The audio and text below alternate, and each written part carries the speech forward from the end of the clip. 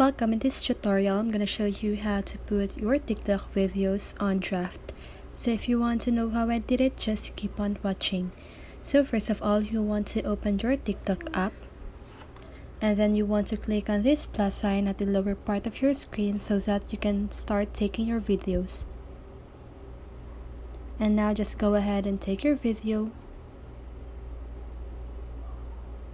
And once you're done, just go ahead and click check.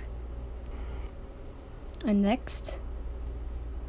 And now instead of clicking the post button, you want to click this drafts button.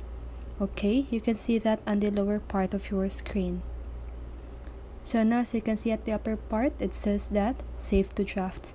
And if you go to your profile at the you can go to your profile by clicking the profile button at the lower right corner of your screen, and you can see your drafts here. So that is how you do it. I hope this video helps you, and if it's it, make sure to like, subscribe, and hit the bell notifications so you won't miss a video. See you on the next one, and have a great day.